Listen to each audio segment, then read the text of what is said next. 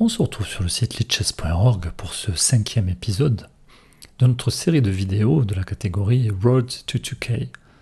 Road to 2000, en route vers les 2000 Elo.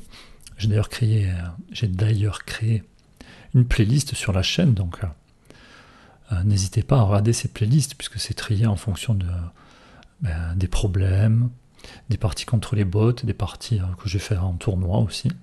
Et donc une playlist là, à la fois quand on cherchait à atteindre les 1500 Elo, et puis maintenant qu'on essaie d'aller vers les 2000 Elo. Alors on l'a dit, on va certainement perdre des parties bientôt, peut-être aujourd'hui, je ne sais. Mais quoi qu'il en soit, qu'on gagne ou qu'on perde, on partagera la vidéo. Alors on continue de jouer en 10 minutes plus 5 secondes. Pour le moment, on s'en sort bien, donc je vais continuer à varier les ouvertures. Donc récemment, avec les blancs, je crois qu'on a joué E4, et avec les noirs, la carreau-can. Donc aujourd'hui, on va essayer de jouer à autre chose. Alors, on va voir quelle couleur on va avoir déjà. Et c'est parti.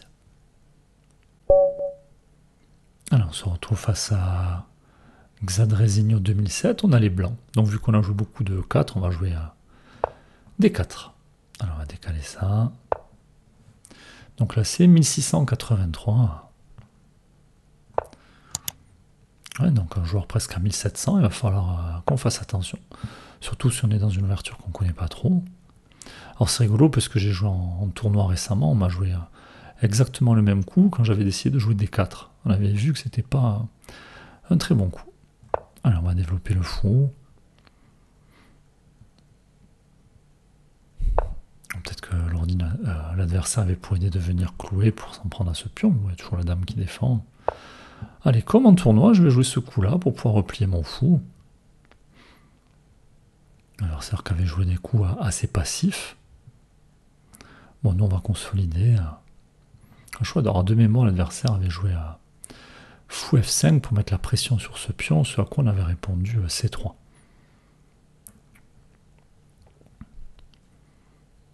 Alors attention aussi, on a 10 minutes, là on a le temps de jouer. Alors bon, on avait vu le même coup, est-ce qu'on veut réagir de la même façon? Ou est-ce qu'on veut le laisser venir avec son cavalier et puis jouer le coup de défense à cavalier à 3? Non, je pense que je vais jouer C3 parce que j'avais bien aimé l'idée de sortir mon fou et madame sur la diagonale blanche. Et donc, prochain coup, sûrement, je joue E3. Pouvoir sortir mon fou, à moi de voir si je veux venir par là pour mettre la pression sur ce cavalier ou pas. Impressionnant que le fou va venir en D6. Il va falloir que je prenne une décision là-dessus.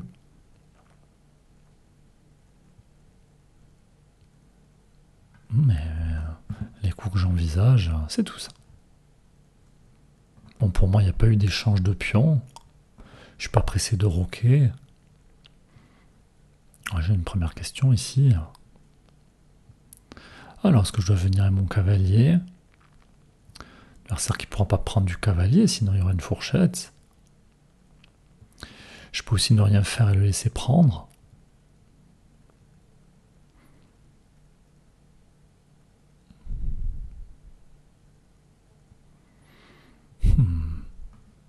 Même si je prends le fou, peut-être qu'il reprendra du pion, j'aurais plus ma... Bon, on va replier. On va voir ce que ça va donner. Et puis je vais sortir mon fou. Alors si l'adversaire joue un coup comme A6, sûrement que je viendrai tout simplement mettre mon fou en D3.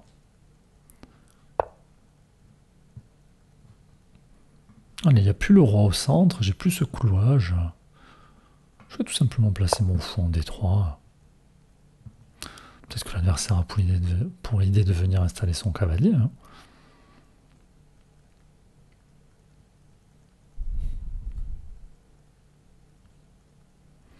Mais bon, de toute façon, je vais développer mon cavalier moi aussi.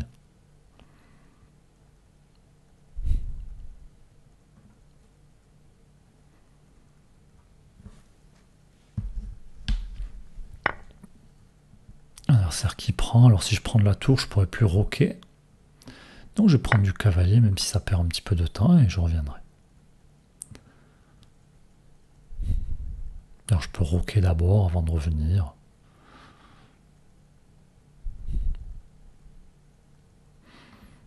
On a les fous qui se regardent. Alors souvent quand on est à 1000 élos ou moins, dès qu'il y a des pièces qui se regardent comme ça, il y a très rapidement des échanges. Mais dès qu'on monte au niveau du classement, eh bien on réfléchit à ces échanges, est-ce qu'on veut les faire tout de suite ou pas? On essaie de trouver le moment opportun. Bon là je peux pas amener mon cavalier, sinon je perds le fou. Donc peut-être qu'il faudra que j'échange ce fou.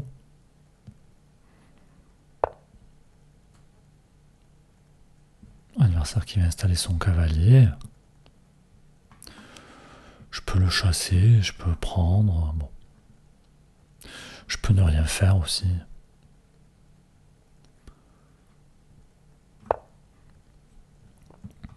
Je vais peut-être reculer mon fou pour placer le cavalier. Parce que sinon, si je joue fou pour proposer les échanges, peut-être que l'adversaire va venir prendre le pion. Madame qui défendra plus le fou, et quand je vais récupérer, je risque de perdre le fou. Alors, on va essayer de leur expliquer. Si jamais je viens avec mon fou des deux pour échanger les fous,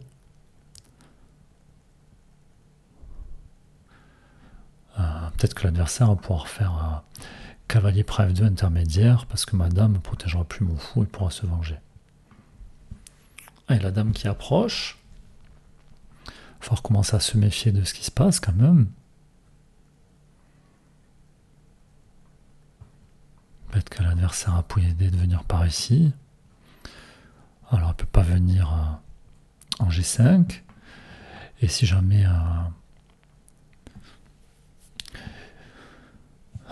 il vient en G6, j'ai un coup qui défend et le pion, qui attaque le fou, qui attaque la dame. Je vais déjà reculer mon fou pour pouvoir venir placer mon cavalier ici. Là, je m'attends un coup comme celui-là.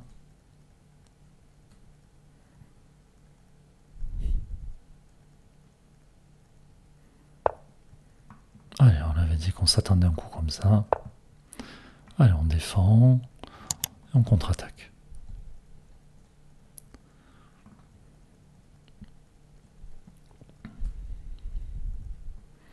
Allez, ce fou qui était très embêtant, mais il va sauter.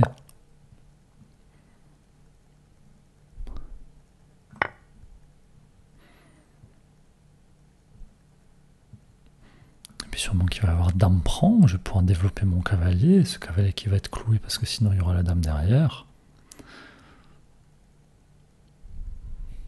Peut-être que l'adversaire va reprendre du pion pour installer son cavalier. Ok, intéressant. Mais du coup je vais en profiter. Je dis je vais en profiter, mais si je viens par là et qu'après il va y avoir triple fourchette. Hein. Ah non, il n'y a pas la tour.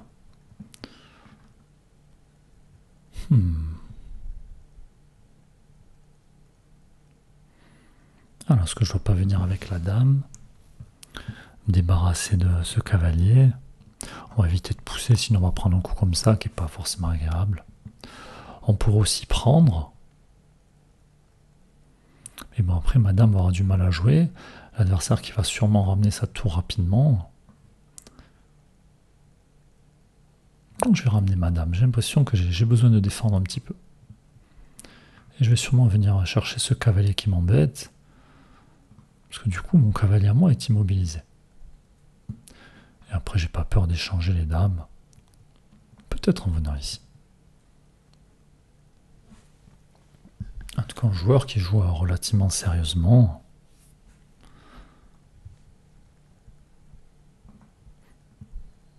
Est-ce que je peux pas jouer tout de suite d'ailleurs?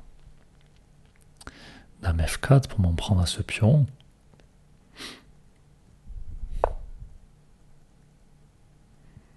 Après tout ce cavalier qui risque d'arriver rapidement.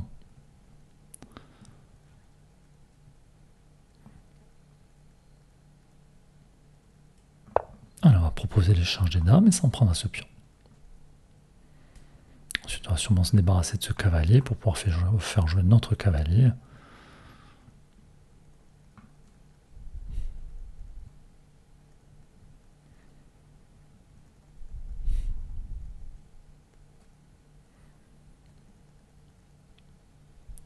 pas dû très bien jouer l'ouverture, hein, puisqu'on se retrouve avec les blancs dans une position bon, égale. Ah, notre pion qui est attaqué. On va le défendre. Hein. Pas un coup qu'on aime jouer, mais on n'a pas envie de perdre ce pion. Après, je vais sûrement améliorer mon roi. Je me méfie de cette case. Le problème, c'est que si j'échange ces cavaliers, je vais offrir un pion passé à l'adversaire.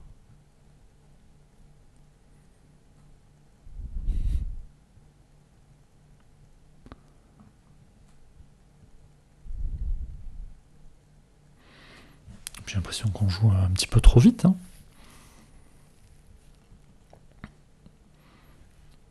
On est au 18e coup, il nous reste encore plus de 7 minutes. On a dépensé moins de 3 minutes. Et on a toujours des pièces qui sont pas libres de jouer. Je peux aussi tout simplement pousser le pion pour chasser ce cavalier. Il y a le pion là-bas qui se remplisse. Donc je vais avancer mon roi, je pense. Je vais attendre de voir ce que fait l'adversaire, mais j'envisage un roi G2 pour jouer F3, me débarrasser de ce cavalier, peut-être récupérer le pion, mettre la pression sur l'autre cavalier. Ensuite, je pourrais développer mon cavalier à moi pour que les tours jouent ensemble.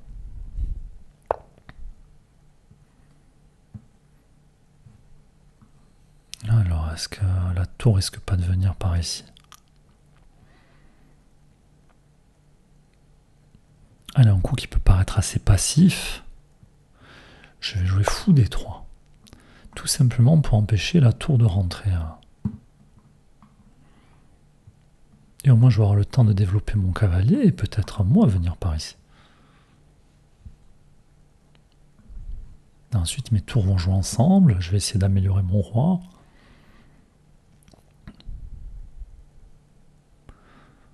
En tout cas, il faut absolument que j'arrive à bouger mon cavalier qui est en B1.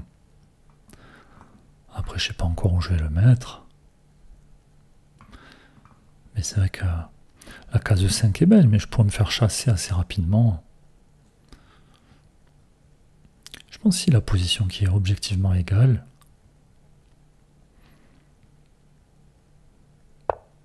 Mais on a l'avantage au temps. Allez, l'adversaire qui se prépare à pousser.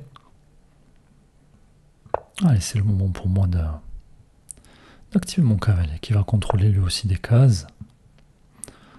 Alors ici, j'ai pas envie de le laisser arriver. Je suis obligé de prendre.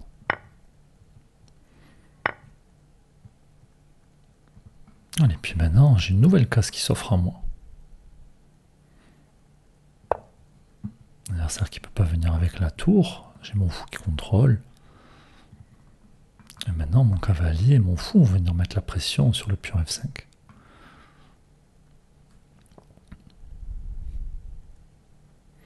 Question que je me pose, c'est sur un coup comme celui-là. Savoir ce que je compte faire. Qui m'empêcherait de venir installer mon cavalier en D4.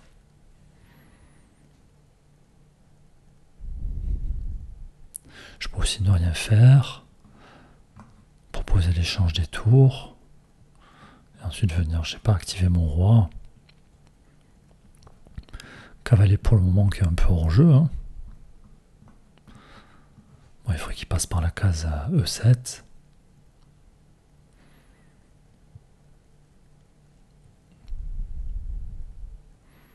En tout cas, un adversaire. Hein. Mais d'ailleurs, il passe par la case E7. Alors, est-ce que c'est le moment de mettre la tour en face? Je pense que oui, il peut y avoir des échanges. Si ce cavalier bouge, et que j'échange et qu'il reprend du cavalier, je pourrais peut-être récupérer ce pion. Maintenant, il faudra que je me méfie d'un coup comme celui-là. Mais bon, je pourrais toujours récupérer le cavalier et puis venir ici. Bon, je pense qu'il faut qu'on échange ici pour récupérer un pion.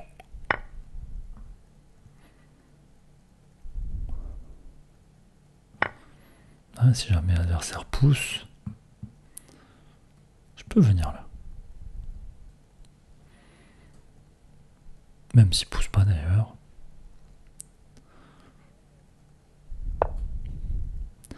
Adversaire qui pousse, on va s'en prendre à ce cavalier, récupérer l'autre, manger ce pion qui attaquera la pièce ici.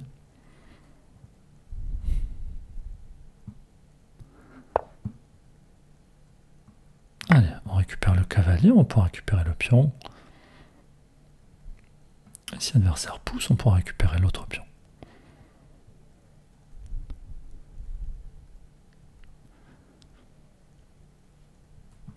On peut aussi menacer des mates, mais là il y a le cavalier qui couvre une case importante.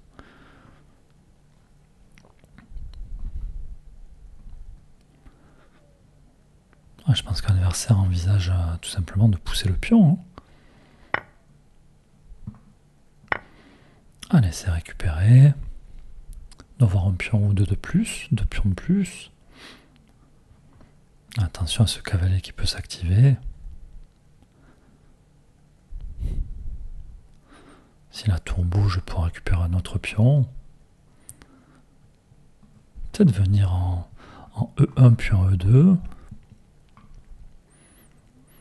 Bon, je vais voir. Là, il va falloir que je fasse attention à ce que compte faire l'adversaire.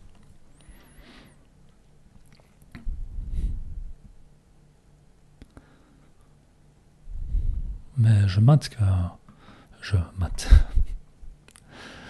Je vois que l'adversaire n'a pas touché au pion de son roc et qu'il peut avoir des idées de mat du couloir, justement. Une position avec deux pions de moins qui n'est pas évidente à jouer pour l'adversaire. S'il bouge la tour, je pourrais toujours...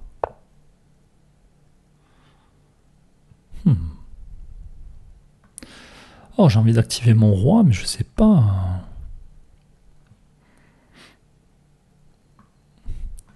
Alors, si je joue tour E1, que l'adversaire veut s'en prendre à ce pion, est-ce que je peux le défendre facilement? Oui. Si jamais il revient, mais il ne pourra pas revenir à cause du cavalier. Et s'il perd du temps pour revenir, j'aurai toujours... Bon, je pense que je peux jouer ce tour E1. Alors maintenant, il faut que je fasse attention à ce cavalier qui peut avoir des idées de rebond.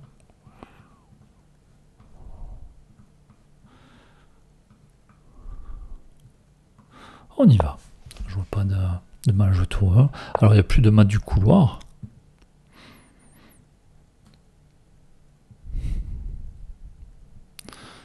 Ouais, je vais activer mon roi. Je peux plus rentrer avec la tour pour le moment. Plutôt bien jouer l'adversaire.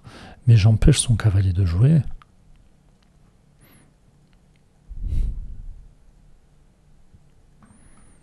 Et puis je m'intéresse à ce tour 2.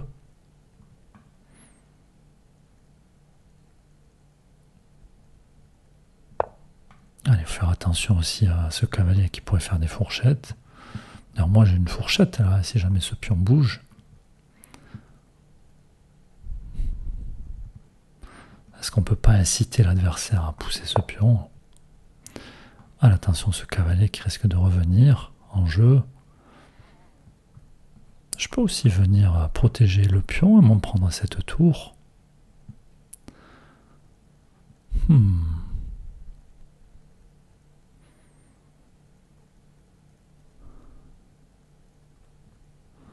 Je vais venir ici en D2, comme ça quand je vais bouger mon cavalier.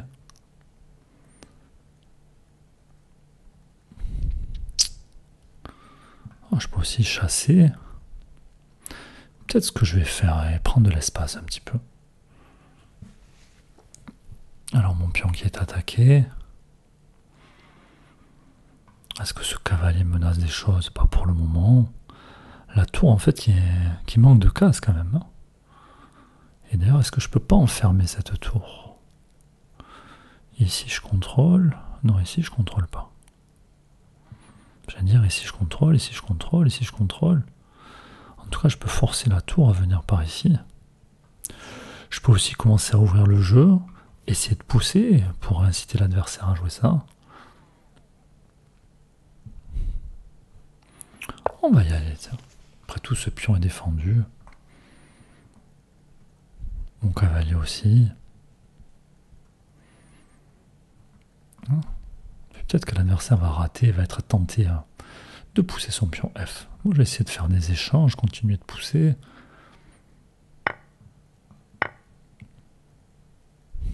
Alors attention, je contrôle des cases, hein, et voilà. On a tout fait pour l'inciter à jouer ça, et maintenant, on peut récupérer la tour. Échec.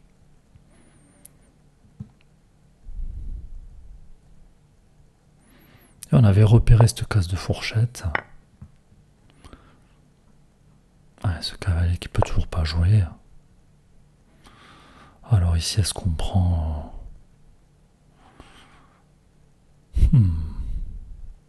Je vais pas prendre. Pourquoi? Parce que ça permettra à ma tour de rentrer.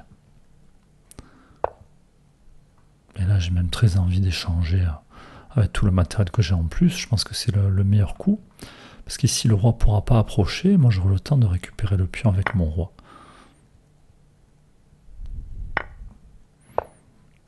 Et si jamais il vient là, je ne suis pas pressé. Moi, je pourrai aller avancer mes autres pions. Roi qui ne peut pas bouger, mon pion qui est défendu. Au bout d'un moment, il sera en zugzwang. C'est-à-dire qu'il sera forcé de bouger le roi. Il ne pourra plus rester à la défense de ce pion et je pourrai le récupérer. Le roi qui ne peut pas passer par ici à cause de mon pion G. Bon, ici, la partie qui est gagnée. Je peux aussi venir jouer échec, récupérer le pion comme ça. Mais on va provoquer le zugzwang. Allez, les pions de l'adversaire qui ne peuvent plus avancer vont être obligés de bouger le roi, sauf que le roi, il ne peut pas venir à E6, il ne peut pas rester à la défense de ce pion. Il ne peut toujours pas venir par ici à cause de mon cavalier. Donc là, mon roi va se promener. Alors le roi, attention, il va peut-être pouvoir passer sur ces cases-là. Allez, je vais même l'empêcher de passer sur ces cases. Donc là, il y a le pion, le cavalier qui contrôle, et avec le roi, je mange. Je défends mon cavalier.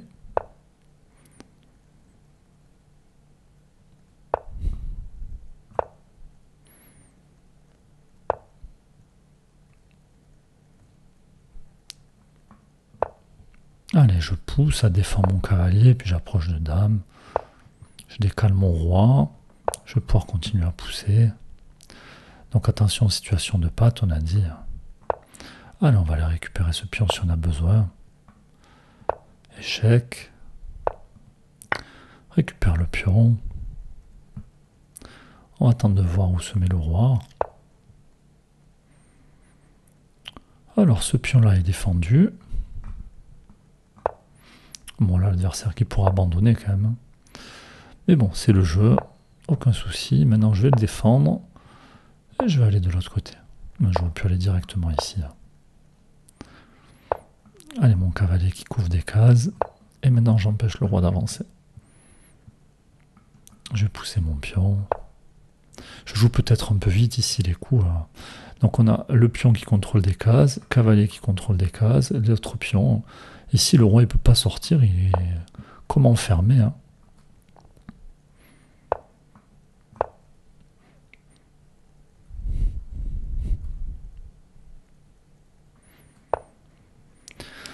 Alors, comment mater le plus rapidement possible? Si je viens ici, on ne pourra pas venir là, sinon c'est mat. Donc si je viens en D6, qui joue à roi B8, dame échec. Et si je pourrais passer à... On va le jouer quand même.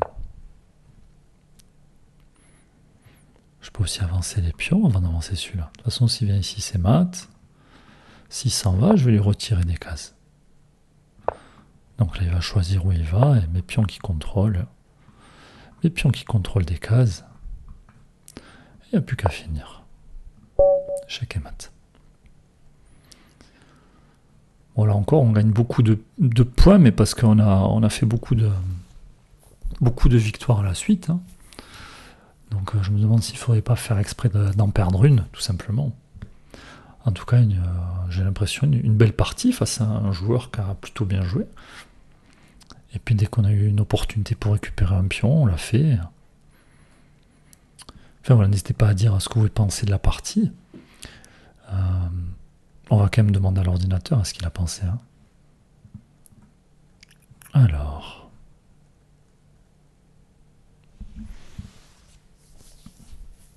dit, puisque finalement on avait les blancs, mais on était un peu sous pression avec les pièces blanches. Donc sûrement que dans l'ouverture, on n'a pas très bien joué. Donc on va regarder ça de plus près.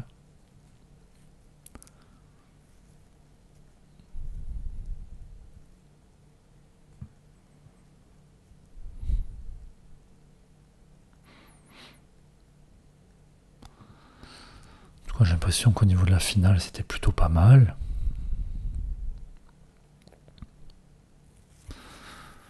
Alors on a fait une partie à 97% de précision, donc oui, c'est plutôt pas mal. L'adversaire a 90% de précision, une gaffe. Donc sûrement que la gaffe, c'est le moment où on a pu récupérer ce pion. Hein. Ok, perte moyenne en centi-pion, 9, je pense que c'est oui, qu'on a fait plutôt une belle partie. Face à un joueur qui a plutôt bien joué aussi, donc ok. Plutôt satisfait de la partie. Alors, pas d'erreur trouvée pour les blancs, tant mieux. Et pour les noirs, donc nous on avait l'échiquier dans l'autre sens. C'est bizarre que...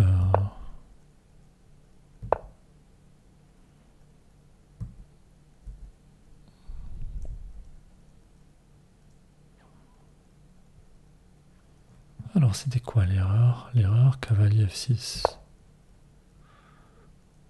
Fou D7, cavalier F6. C'était une erreur. Donc moi je me demandais ici si... Mais bon, c'est-à-dire on laisse la pièce. Hein. Si l'adversaire ne doit pas prendre avec pas prendre le pion, voire même pousser. Hein. Mais bon, s'il pousse, il aura du mal à le tenir, ce pion. Une fois qu'il y aura eu des échanges, bon. Donc je sais pas. Parce que je me dis, par contre, si on prend, il peut y avoir... il y aura sûrement reprise. Parce que si je prends le fou, peut-être que... peut prendre, et là ça va être compliqué, parce que si je viens là, on peut forcer les échanges, enfin, ça sent pas bon, donc j'étais surpris que l'adversaire envisage pas un temps de là-dessus de laisser le cavalier de prendre ce pion. Ok, alors erreur suivante.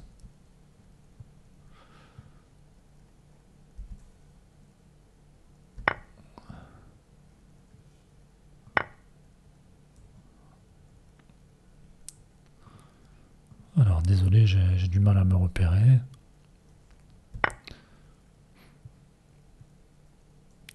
B prend C6 qui était pas bon. Ok, donc ce coup-là était pas bon. Donc il y a peut-être toujours cette idée hein, de pousser, de prendre le pion à mon avis. Reprendre de la tour, alors c'est bien de reprendre, mais... Et ben je me dis si... on m'a presque surprise. Parce qu'on ne peut pas venir avec le fou, couvrir cette case. Et non, on n'a pas le temps de venir parce que... il y a toujours le même problème. Ok, alors je sais pas ce que j'aurais joué, j'aurais dû y réfléchir. Hein. Mais ça aurait été intéressant que l'adversaire trouve ça. Alors, autre erreur, F6. Bon, on l'a dit, on a tout fait pour mettre la pression, pour tenter l'adversaire, pour qu'il joue ce F6. On avait repéré depuis un petit moment la fourchette. Donc ok, celle-là, bon, on l'avait vu. Et voilà. Bon, ben, en tout cas, a priori, une bonne partie de notre part. À noter qu'avant même qu'il y ait la fourchette, on a l'avantage de plus 4 ici. Hein. Notamment parce qu'on a les deux pions de plus, tout simplement. En plus de tour qui a du mal à s'activer. Bon, mais plutôt satisfait de la partie. Alors je pensais pas qu'elle était si bonne, mais bon, mais en tout cas, on poursuit notre aventure. Et puis je vous retrouve prochainement. À bientôt.